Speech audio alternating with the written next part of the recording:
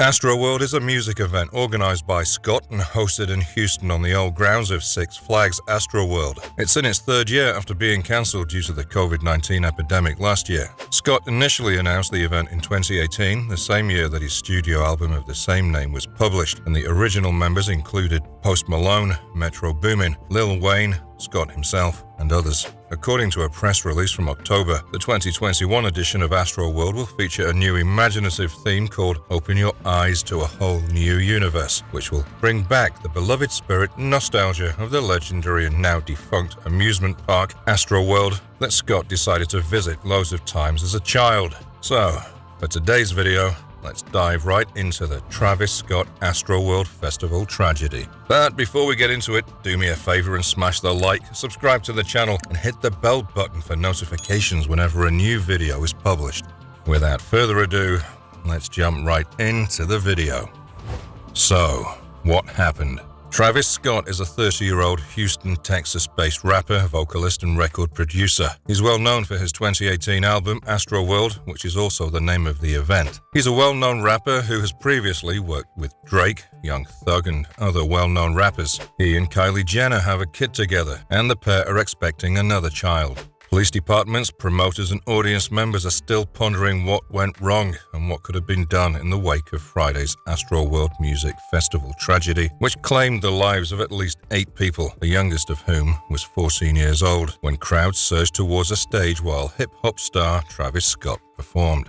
At this moment, it's uncertain if the turmoil was caused by a single occurrence or a mix of things at the sold-out auditorium. Statements from public safety officials and eyewitness accounts give some insight into what occurred. For whatever reason, the audience began to push and rush towards the front of the stage, compressing the folks in the front. They were unable to escape that position, Houston Fire Chief Sam P. told CNN. The countdown clock reached the moment when Scott would emerge, according to Madeline Eskins, an ICU nurse who was at the event. Around 6:03 p.m., she and her partner appeared on the stage to secure a front row seat. The audience began to fill up around 30 minutes before Scott hit the stage. All of a sudden, people are pushed forward and backward, crushed up against one another. I had continual pressure on my chest. I was being pressed. Right before he started playing his first song, I glanced at my partner and said, "We have to get out of here," Eskins told CNN. Once he got started, everything went to hell. Another crowd member, Alex Guavin, told CNN that all of what was supposed to be 50,000 people raced to the front, crushing everyone together with the little oxygen available. "Fortunately, I have mosh pit experience and I'm 6 feet tall, so I could at least raise my head up to breathe, but others were not so fortunate," Finner said during a news conference on Wednesday afternoon. Directly in front of the stage, he continued, there were 2 mosh pits. Did the concert stop right away? This is when interpreting the time frame becomes difficult. At 9:30 p.m., Finner added the police department noticed guests falling down. Around 9:30 p.m., fire authorities said they started a mass casualty incident. According to Finner, police officers quickly informed concert organizers of the mounting issues. According to the Associated Press, the event was cancelled 40 minutes later after conversations between the fire department and venue administrators. Finner justified the length of time it took to cancel the event. Finner remarked, according to reports, "You can't just shut down when you have 50,000 over 50,000 people, okay? When you have a bunch that young, you have to worry about rioting and riots," authorities said. The venue was guarded by 528 Houston Police Department officers and 755 private security workers, according to authorities. Audience member Nick Johnson told the Associated that Scott appeared to be aware that something was wrong with the audience, but that he didn't realize the full depth of what was going on.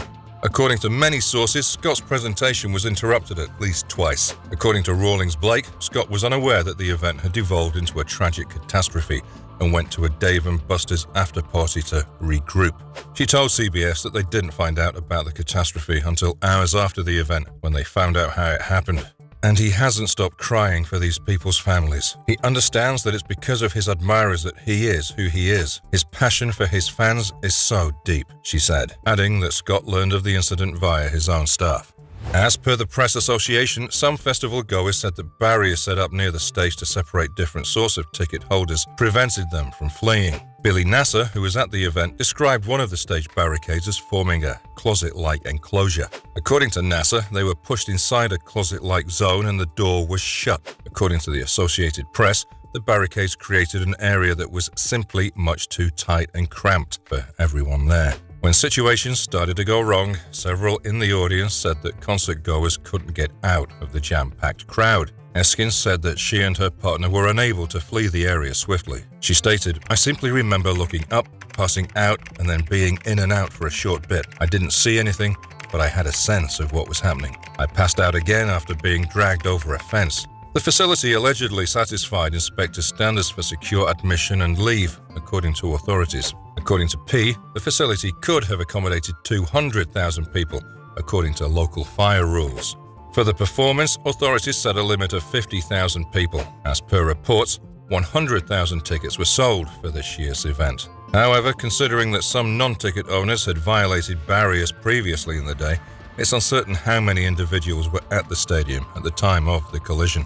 Officials claimed that precautionary measures had been taken, claiming, "We had inspectors to ensure that the means of egress, the doors in and out of that venue, were kept open and unobstructed." In other footage, attendees seemed to be dancing on and obstructing a paramedic that was attempting to enter the throng in another footage. People appear to be climbing on top of security trucks in the video. According to the Daily Beast, those fans appear to have no clue what was going on or why the vehicles were trying to get into the crowd. Some videos have shown a person trying to climb onto a launch pad where a camera crew were filming and demanding that the show stop, yelling that people were dying. According to the New York Times, other attendees can be heard dismissing this attendee's requests, telling him to cool down.